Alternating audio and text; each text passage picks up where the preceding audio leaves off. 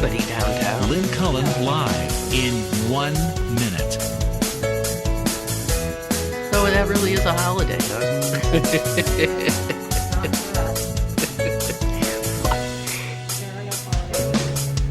No, I know that. No holiday.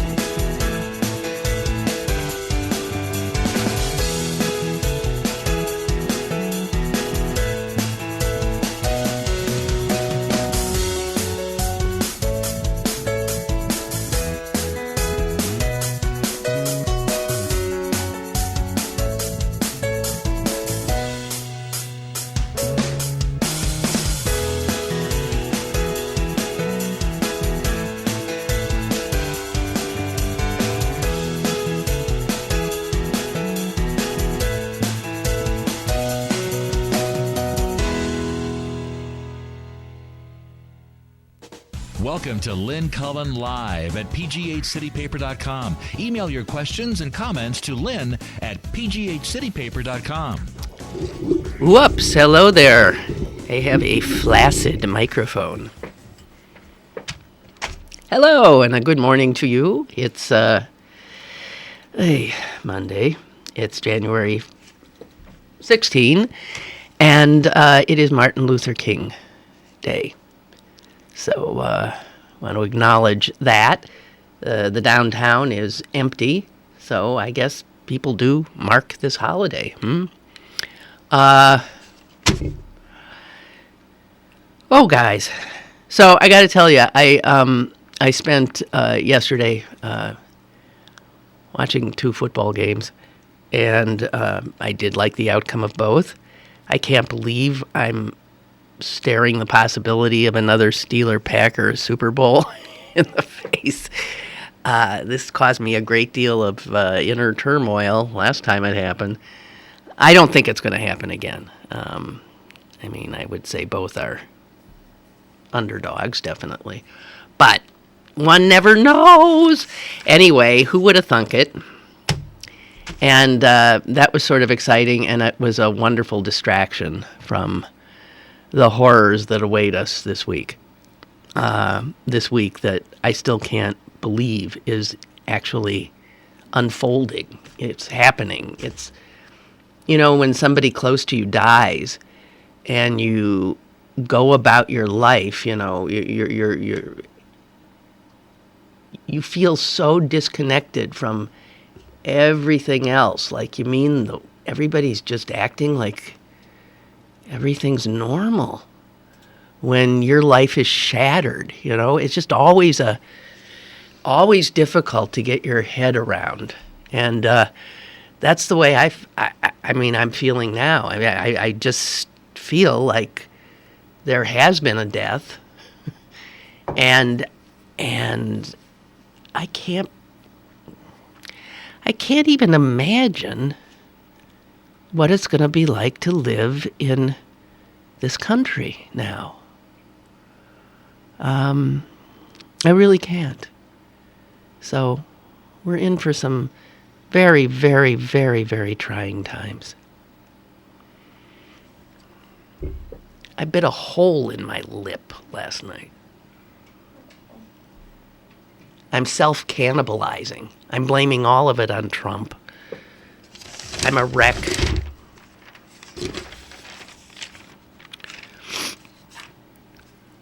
Again, this sense that I'm supposed to understand the people who put him in this position gets more absurd by the day.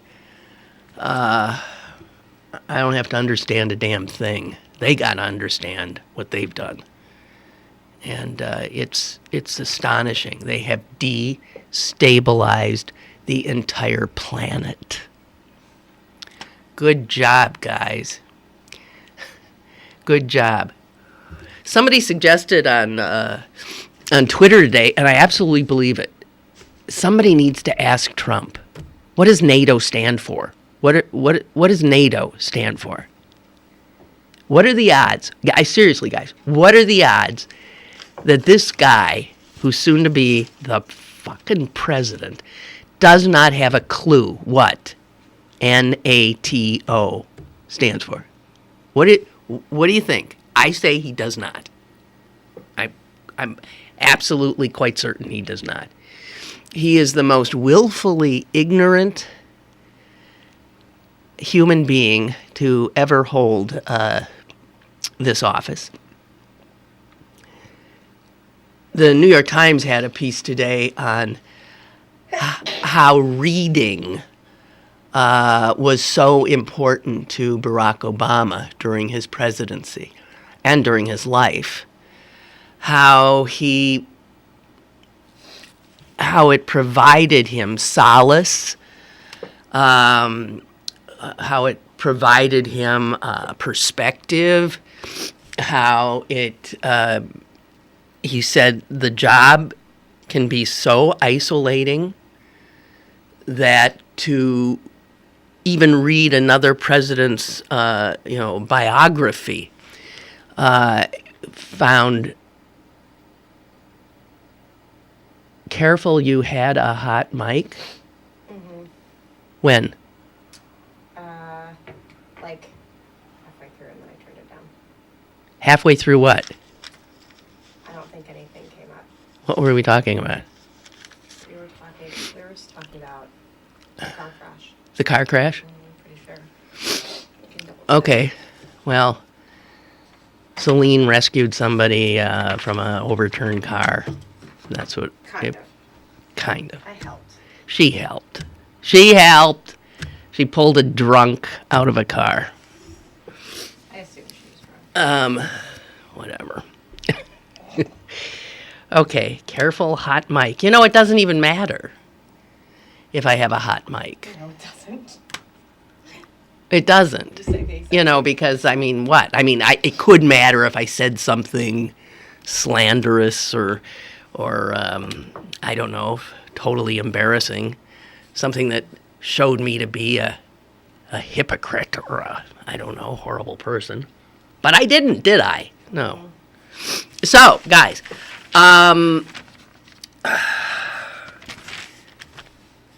NATO. He's at it again. He's saying NATO is this guy, you know, I just have to tell you, the leaders of the world are freaking out. The Chinese press today had an article saying that they actively are laughing at Trump. They cannot believe how woefully ill-prepared he is for the job. They said that initially their reaction to some of his pronouncements was anger, and now they have realized that the proper reaction to him is laughter. Open ridicule from the Chinese.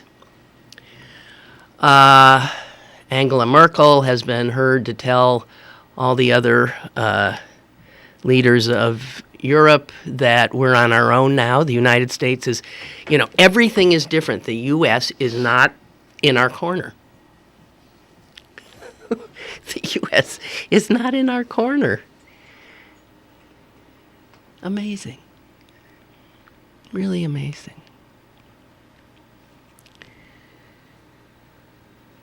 And there's something, I mean, the metaphor of the circus closing down is so perfect. You couldn't, again, make this up.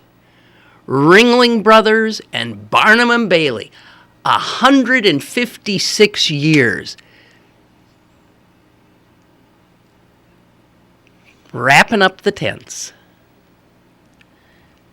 Because frankly, the biggest circus ever in world history is about to begin on January 20th. So I'm sure the guys at Barnum and Bailey and Ringling Brothers just thought, well, we can't compete with this. We're out.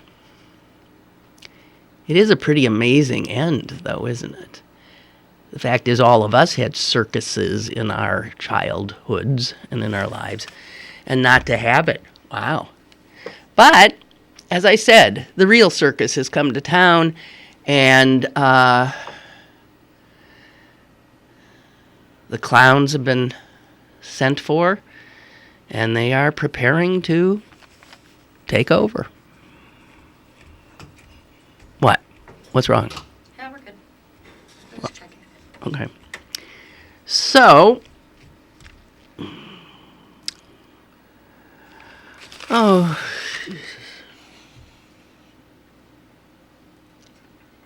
here's what Barack Obama said. The writings of Lincoln and the Reverend King, Gandhi, and Nelson Mandela were particularly helpful to him. He said, when I wanted a sense of solidarity.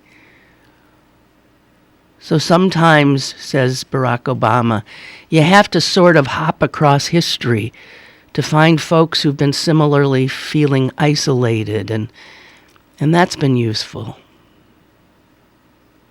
Can you imagine Donald Trump now, who has no more comprehension of the history of this country, of its resonance, of its meaning, of its majesty in many ways. I mean, that was on full display with his attempt to take down Congressman Lewis.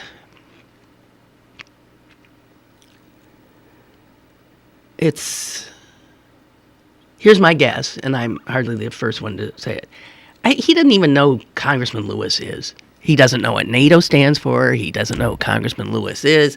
He knew he was a black guy who said something nasty about him, delegitimizing his presidency. And since he was a black guy in Congress, he must represent some slum somewhere.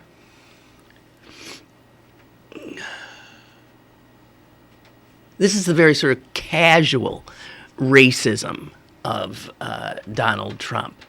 You say black to him, and he says slum. That's the deep quality to his thought process.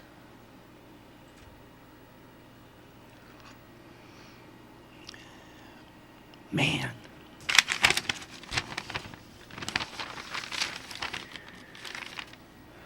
So, Congressman Lewis said, I do not see this president-elect as a legitimate president. I think the Russians participated in helping this man get elected, and they helped destroy the candidacy of Hillary Clinton. I agree with every one of those statements, and I think we already know. We have the intelligence agencies telling us that that is true. Yes, they also think the Russians helped get Trump elected and helped destroy the candidacy of Hillary Clinton. This is fact. This is fact. And it does delegitimize Trump's presidency. No other person has taken office with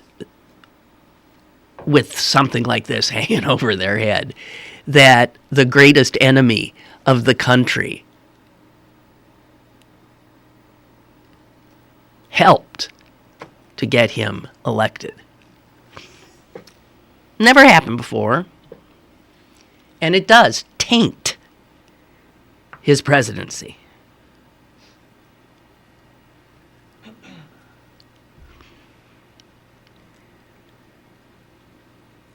Paul Krugman writes,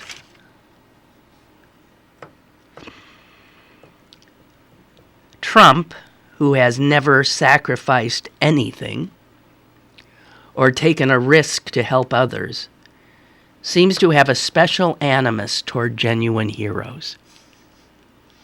Maybe he prefers demonstrators who didn't get beaten. Sort of like he prefers heroes who weren't taken captive, a la John McCain. Hello? Hello, Lynn. It's Dave from Washington. Hi, Dave. Hey, I've told you this before, and I'm going to say it again. He's not going to be president for more than 2 years. Well, I don't disagree with you. I maybe that's wishful thinking, but I don't disagree with you. I don't see how he can. The Republicans don't want him. They just want a Republican in the White House. Yeah, They right. don't want Trump. No, they don't. He's trouble. And they've got the guy they really want sitting in the wings, and that's Pence. And Trump is going to screw up. We all know that. You know what I think it's going to be? China and Taiwan. Maybe. He's going to do something to piss off the Chinese, and the Chinese are going to forcibly try to take Taiwan.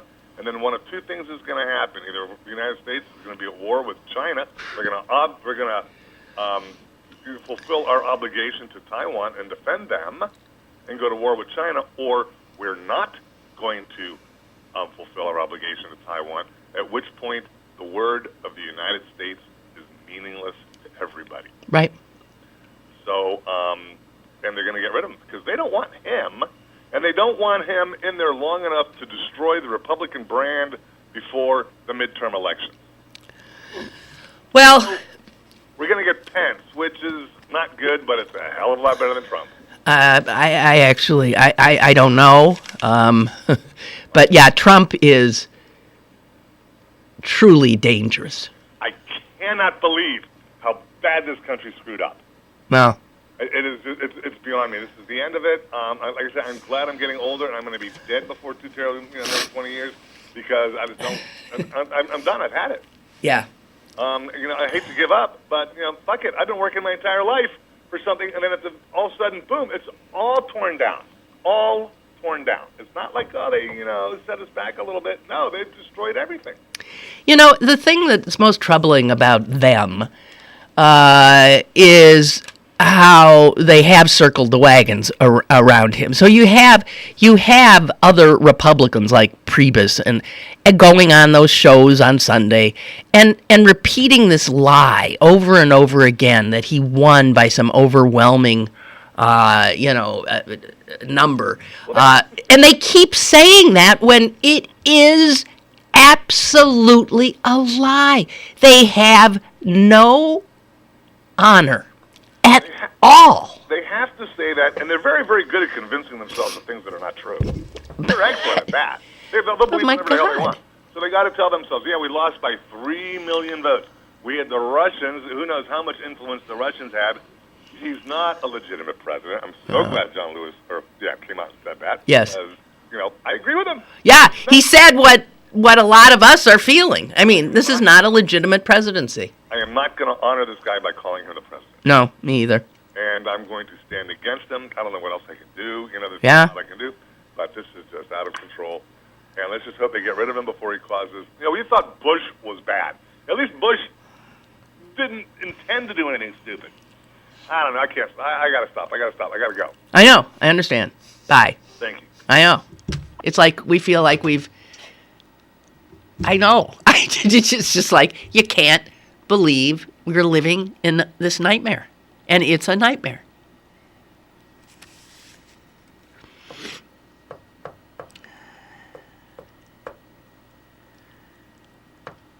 Krugman asks, is it okay, morally and politically, to declare Trump and his presidency illegitimate? Is it fair? Is it moral? And he answers with no equivocation at all. Yes, it is. In fact, it's an act of patriotism. So, feel absolutely certain that what John Lewis said is true. There is truth. What Trump then tweeted is, as usual, untrue. What do you know what he tweeted? Congressman John Lewis should spend more time on fixing and helping his district, which is in horrible shape and falling apart, not to mention crime-infested. We're talking about downtown Atlanta.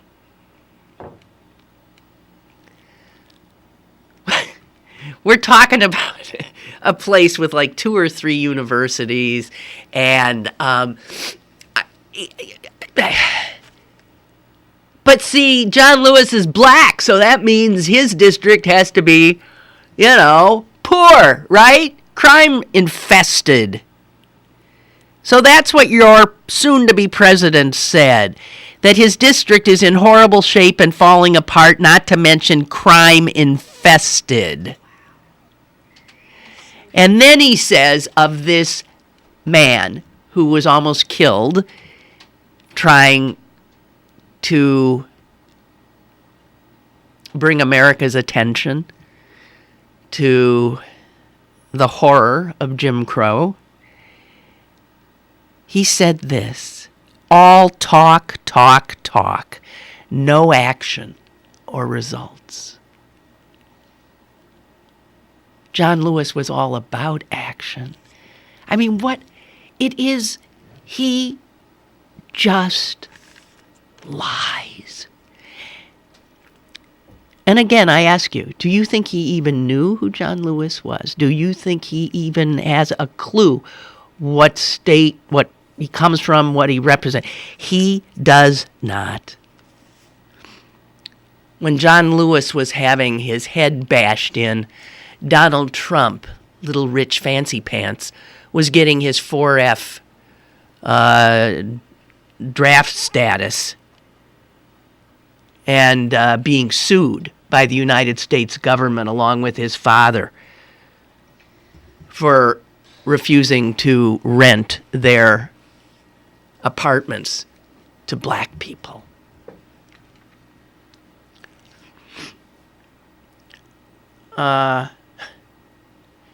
There is no doubt which side is the side to be on here. There is no doubt.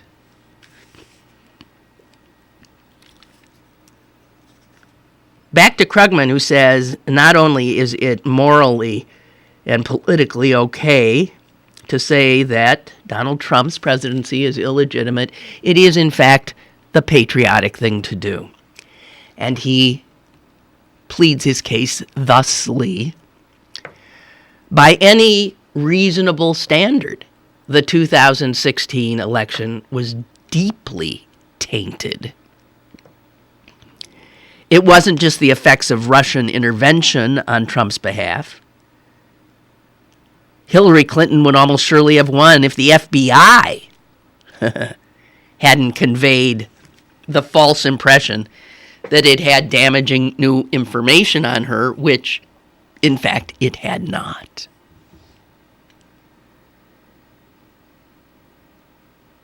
That was grotesque, delegitimizing malfeasance, especially in contrast with the agency's refusal to discuss the Trump campaign's Russian connection.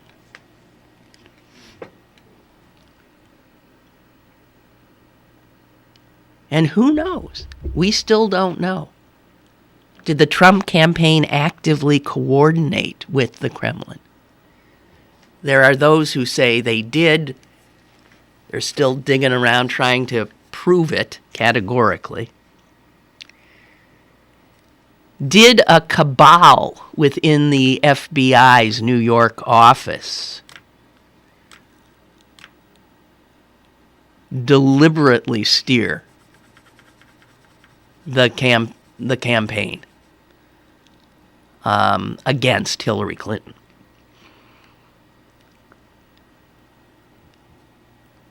We're not sure about any of this, but as Krugman says, Trump's creepy obsequiousness to Vladimir Putin makes it really hard to dismiss these kinds of allegations. Even given what we do know, no previous American president-elect has had less right to the title. So why shouldn't we question his legitimacy? And look at him surrounding himself with people who share his contempt for everything that is best in America. What we're looking at, all too obviously, and here's a word I didn't know, is an American kakistocracy. Kakistocracy. Kakistocracy. Kakistocracy.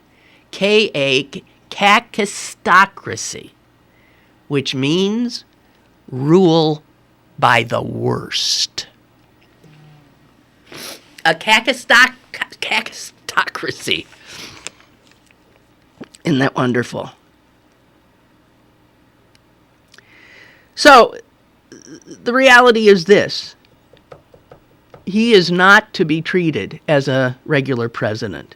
He must not be deferred to simply because he has managed to seize the Oval Office with the help of the Russians and the FBI.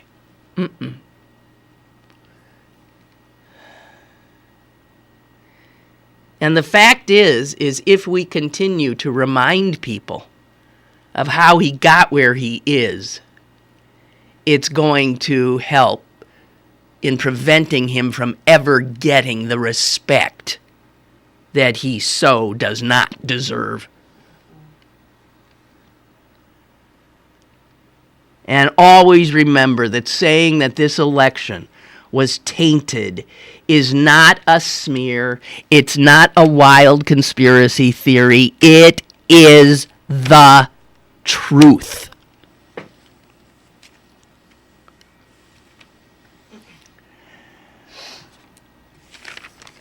We have a call. Caller, hello. Hi. Hi. On the Today Show today, they went to Erie, Pennsylvania, and there was a voter for Trump, and she was a long-life Democrat. She voted because she wanted change. And then I'm thinking to myself, well, when you wanted to vote for Trump, did you do research on him? Did you see what the hell his background is? And did you look what Pence's ideas were? That's not change.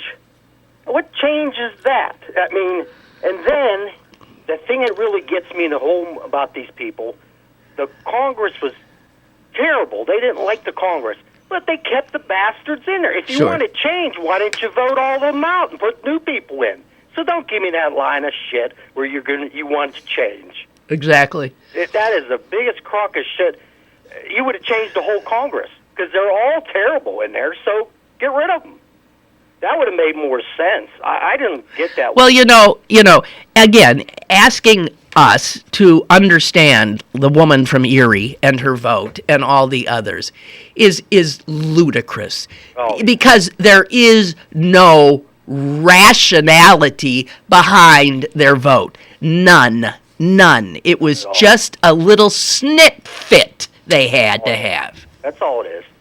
And if the Republicans had a health care plan, why didn't you bring it up when we were working on health care, you assholes? If you wanted infrastructure, why didn't you do it when Obama wanted it? They just irritate me so bad. They like I said, these politicians get under your skin. You hear this stuff they keep saying, and you know it's not true. And then they want the tax cuts for the rich again. That really gets me. Well, hey, obviously you're not up to speed. As the president-elect has said that he's got a plan. Yeah, I bet he does. Yeah, he's got a plan. And here's what it is. Listen to this. We're going to have insurance for everybody. Oh. That's what he says. It will be in a much simplified form, much less expensive, and much better. That's his plan. It's almost together. Jeez, oh man, I'll tell you. What would it... Dear God. And another thing they got to watch right now is they're saying we're not going to touch Social Security or Medicare. Right. Behind the scenes, the Republicans are doing what they call a stealth measure, which they're trying to get that into the budget somehow so they could say they don't have the money for it. They don't have the money for it. Pretty soon, we don't have the money for it.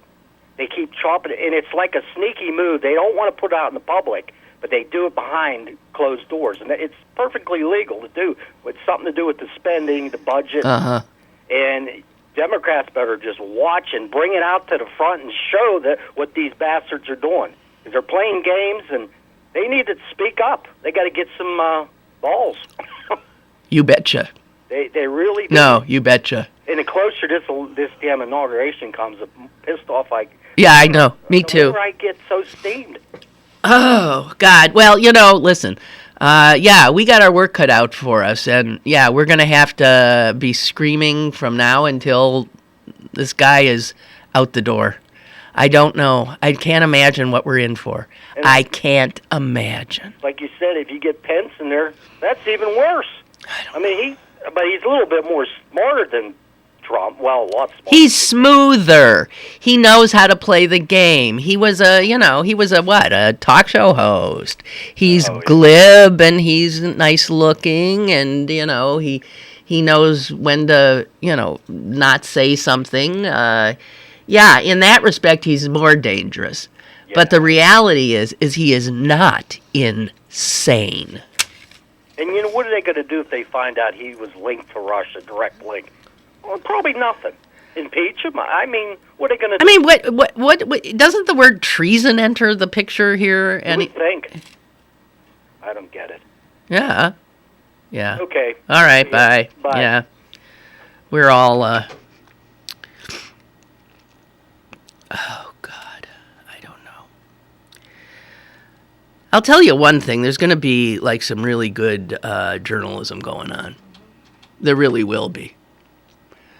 The serious journalists are going to be out there trying to save us. They're going to be digging and digging and digging and God bless them and their work. That's all I can say.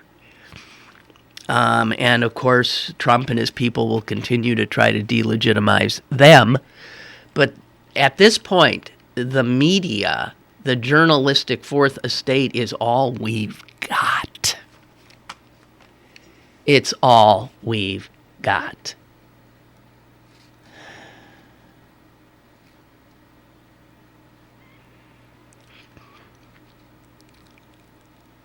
Michael Gerson in the Washington Post today.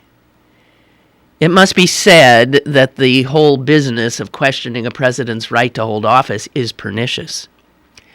It puts a hard stop on all civility and cooperation.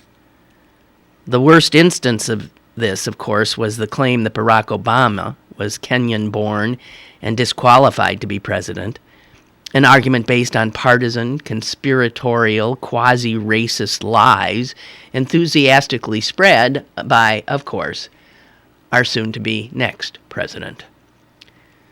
So when Trump calls out John Lewis on this topic of legitimacy, it is a display of hypocrisy so large that it is visible from space.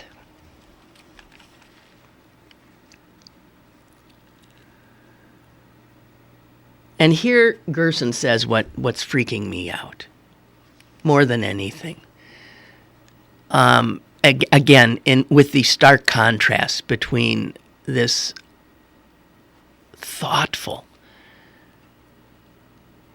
man who is now in the office. Gerson writes, and this is absolutely correct, Trump seems to have no feel for, no interest in the American story that he is about to enter. He will lead a nation that accommodated a cruel exception in its founding creed, that bled and nearly died to recover its ideals, and that was only fully redeemed by the courage and moral clarity of the very people it had oppressed. People like Reverend Martin Luther King Jr., people like John Lewis.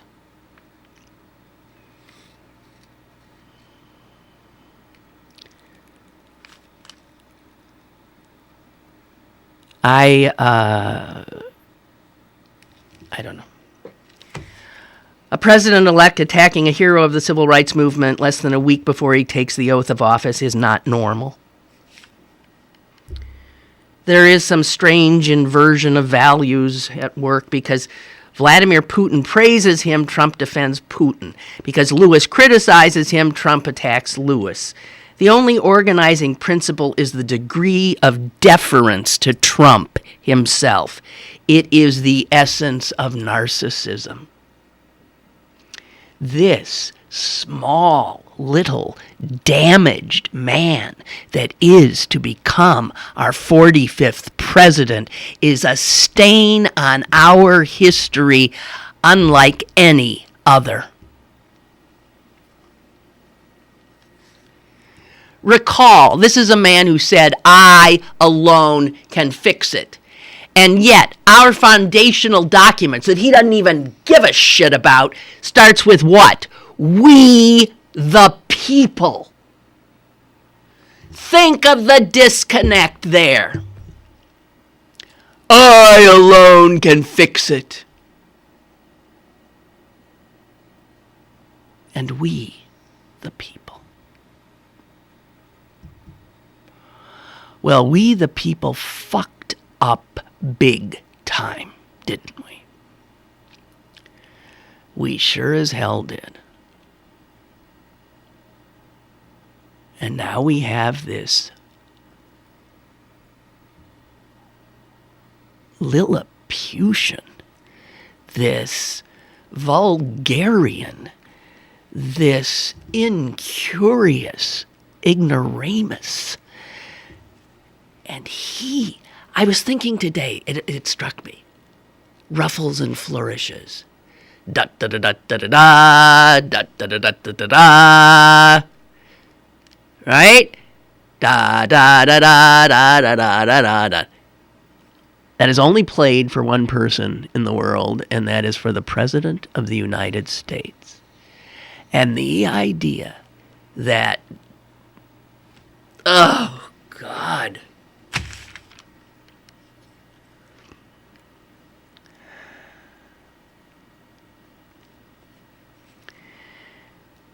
A lot of Americans are like Trump. They don't get the history. They don't cherish it.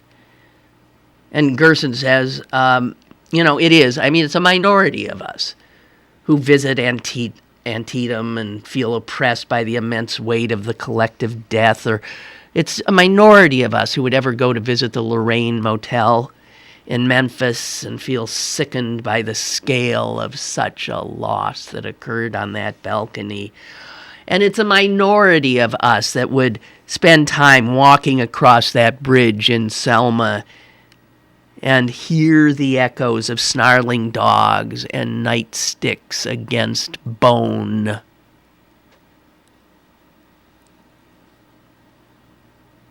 And we now have a president who does not respect our collective story, who I suspect does not even know our collective story.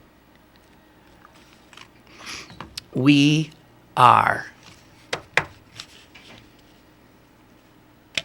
fucked.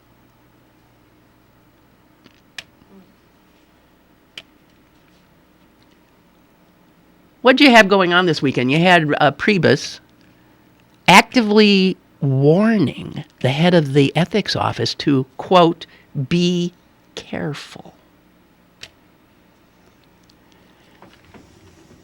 Think of that. Huh? They're telling the guy, hey, buddy, you be careful.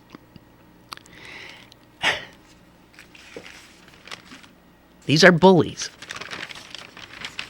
These are men with no honor. These are men who are truly dangerous.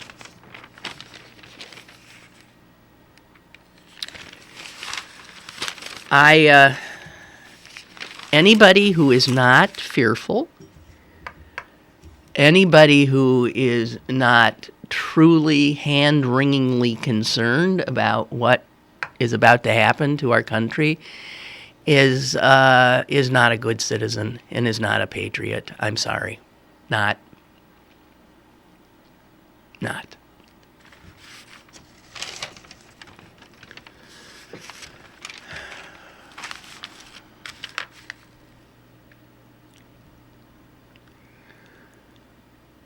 I just don't.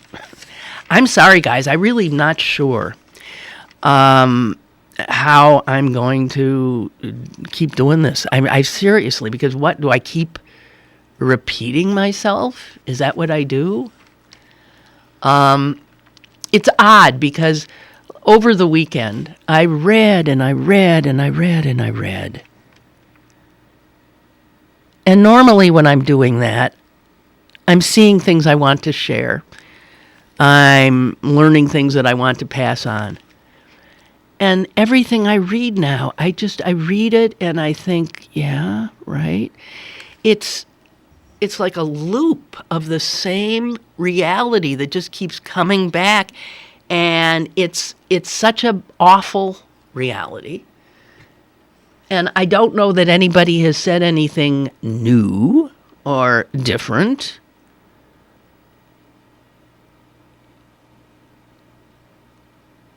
To think that an unserious American electorate put in the most consequential position on earth a buffoon,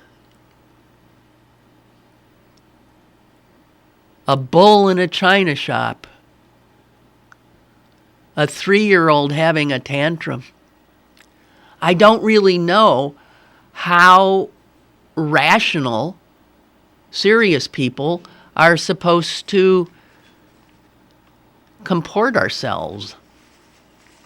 I really don't know.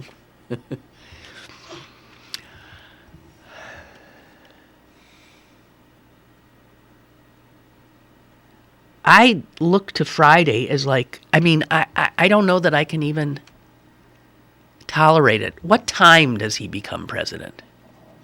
I haven't seen any schedule. What time? Would it be like around noon? Noon or 1? We'll be on the air that day. Maybe, I can't imagine what my state will be on that day. So Trump will take the oath of office at noon. Do not watch.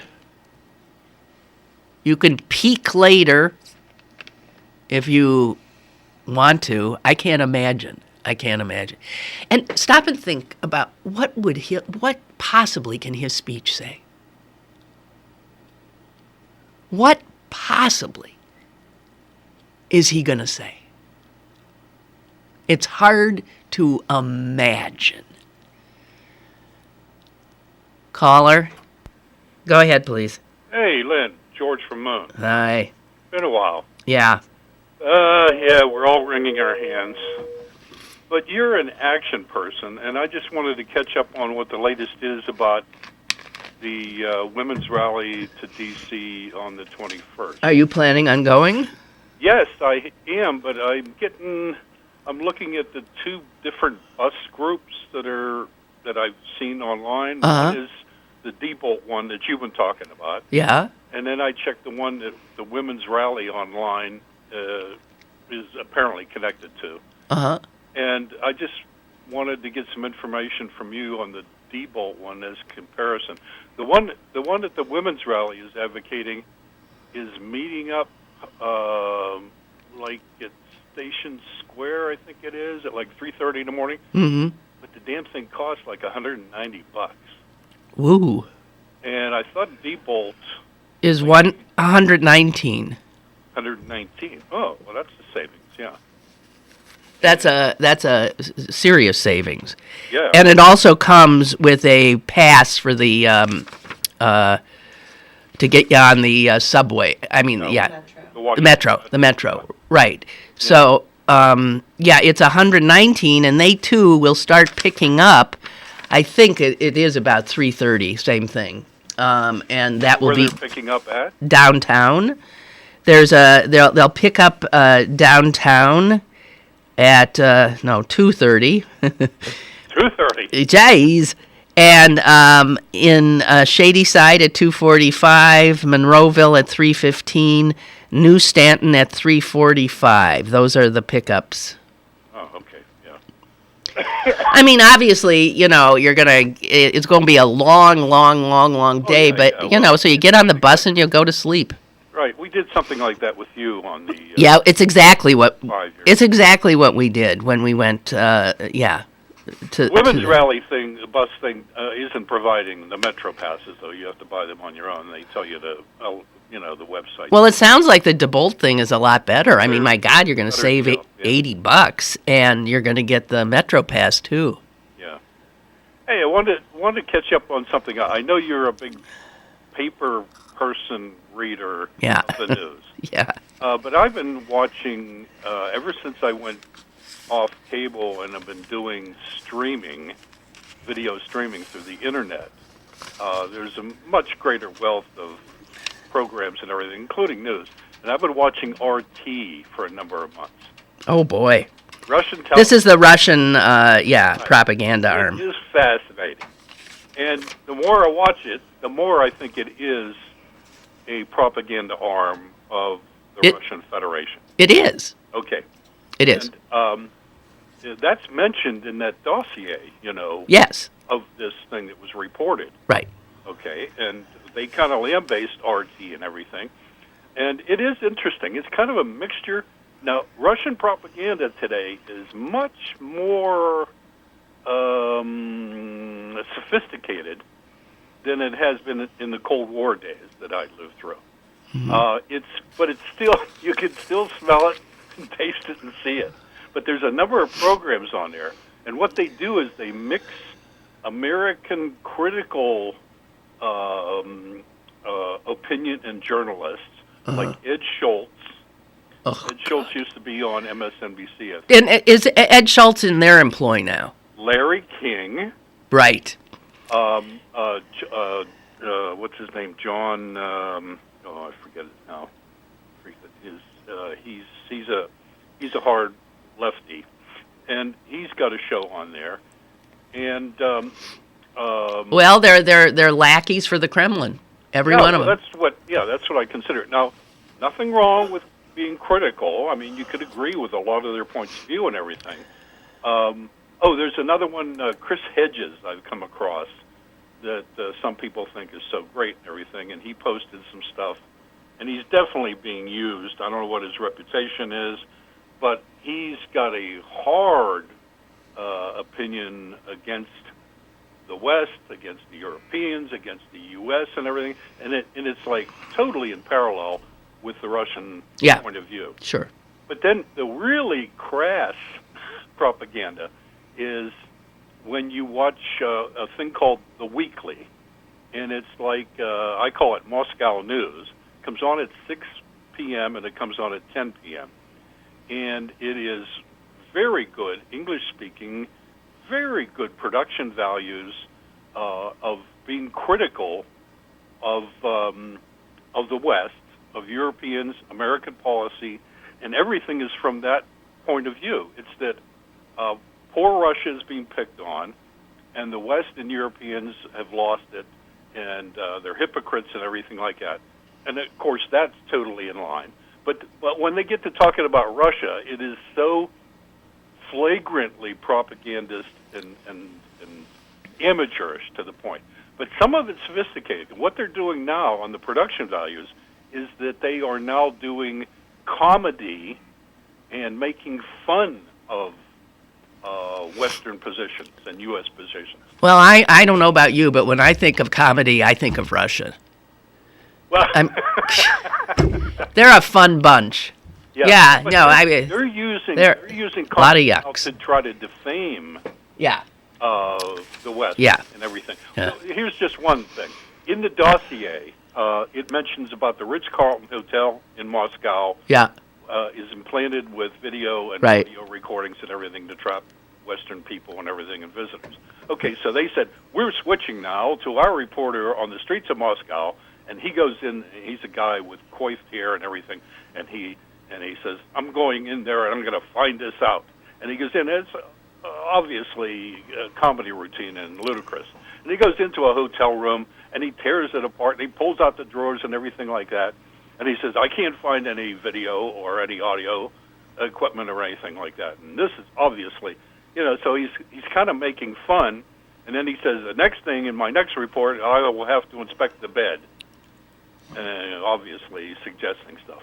But it's they now are they're trying to use comedy and smear and everything like that. Yeah. And then of course, and then they get into their obvious propaganda when they start talking about the only Russian news you get is Russian military might or Russian space might or Russian this or that, but nothing about the controversies politically or with. Well, right. I mean, obviously they have. I don't know how you have the stomach to watch this crap. No, it's good because you then see what's really going on. I mean, the dossier included RT in there. I know. I'm watching RT, and I want to sort out because I've watched Al Jazeera, and Al Jazeera has some good stuff in it. I mean, there are some state-run news organizations internationally that have some good stuff that we do not see. It's absolutely truthful. Yeah, but I stick to the Germans BBC. Do it, the British do it. Yeah, well, French do it. Yeah. And Al Jazeera was good too. It was not biased, and it did a lot of political reporting in America. But this Russian attempt to do this is amateurish. Okay. You can smell the Russian paranoia. All right. Are you going? No, I'm not. You're not. Why not? No, I'm having a rough spell. I just can't. Do that to us. You look. This is the only. Hey, we're Americans, right? You can't sit around whining and wringing your hands. You got to take some action, and Yeah. this is the first step. I know. Listen. You should do it. I know. Think about it. Uh-huh. You're All going right. to be there frustrated on Saturday. No. You're going to turn on the set to see what everybody else is doing. That's right. You got to think about this, dear. Okay. Be in touch. Bye. Bye. Bye, George. Thanks. Chuck writes, in the days and weeks after 9/11, I remember coaching my daughters on the soccer field and often suspiciously looking at planes in the sky. Eventually, I became less nervous, and we all became more vigilant and more aware of our surroundings. We all learned again to go about our lives. I keep telling myself when Trump is inaugurated, I must become less nervous and more vigilant, and must go about my life as normal. But that is a tall order to fill. I don't know if I can do it. Well, I don't even know if you should do it. Yeah, we got to live our lives. On the other hand, I think we've got to be in the resistance, which means that's not normal. We have got to stay on the Congress. We've got to be making phone. I mean, like, if every day you called a congressman, every day, and said, hey, I'm watching you, I'm looking for you, I'm going to get you, let them know we're here.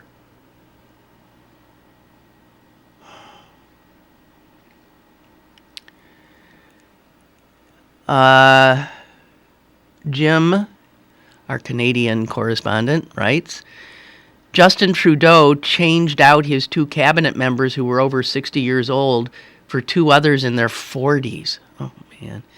This is in harmony with the age range of the rest of his cabinet. This has been reported to be in response to the incoming president-elect. Interesting thinking. I am not sure what this does for his government, but you can bet it has to do with NATO and trade. But why would the ages of people be so consequential? God knows we don't see much youth in Trump's cabinet. Good God, what's the average age there? Seriously. Life support. One step from life support. Louise writes, you got to understand that we are going to have to pay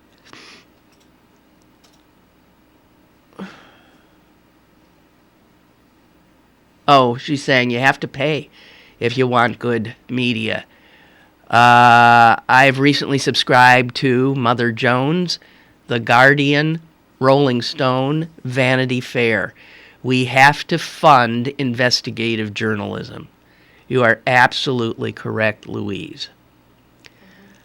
Absolutely correct. And I think those are pretty good. Mother Jones, The Guardian, Rolling Stone, Vanity Fair. They've all been doing some really good work. Yeah. And that is true. They can't do it without resources, and resources invariably are money, right? So there's this little, just to change the subject. Oh, and Margie saying everyone's supposed to wear black on Friday. All righty, I'm on it. It's a blackout. We're all in mourning. Okay. No problem.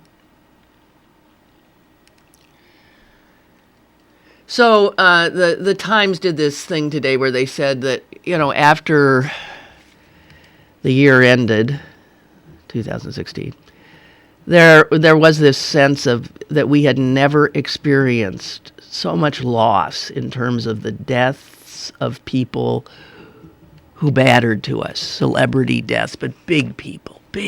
We just felt like we'd never had to absorb so much. And so a lot of organizations went trying to determine whether in fact that was true or it just seemed to be a perception, given the fact that we now have so much more media, that it can skew our sense. And the New York Times tried to figure it out. The BBC did. A number of other organizations, and they all use sort of different methodologies, but they all came to the same conclusion. 2016 was a bitch. Yeah. That there was it was not perception, it was real. There was an unusual proliferation of the deaths of important people.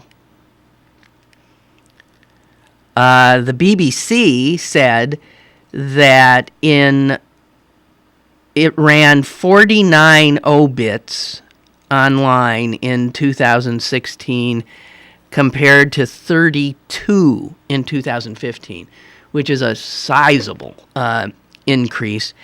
And the guy at the BBC that put all this together said, since I've been doing this job for 10 years, we have never used that many obituaries in a year.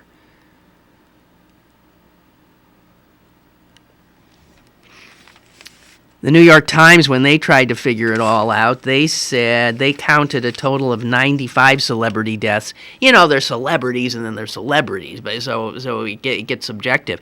But they said compared with an annual average of 59 celebrity deaths in the last 5 years, that's usually what it is. 59 celebrities is the average. And last year there was 95. So, yeah, it was hugely up. Also, the people who died were younger. And a lot of them, of course, icons of the music world and young. Prince, David Bowie, my God, Muhammad Ali.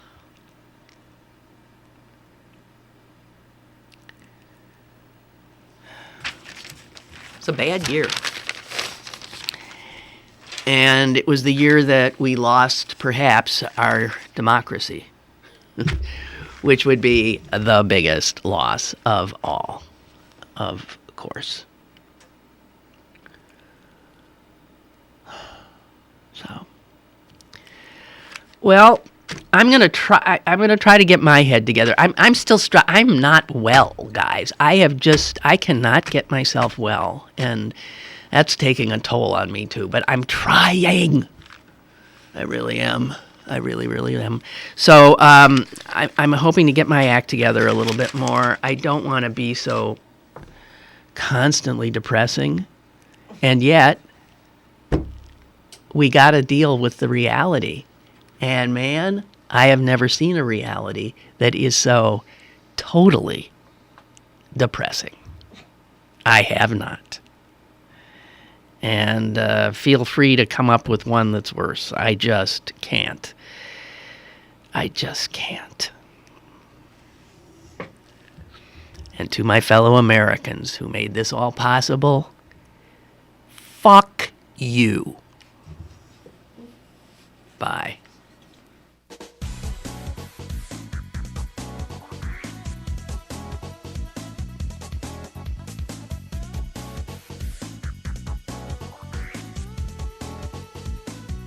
Lynn Cullen Live, Monday through Friday from 10 a.m. to 11 a.m. and archived at pghcitypaper.com. The opinions expressed on Lynn Cullen Live are those of the host and do not necessarily reflect the viewpoints of Pittsburgh City Paper, Steel City Media, and its advertisers.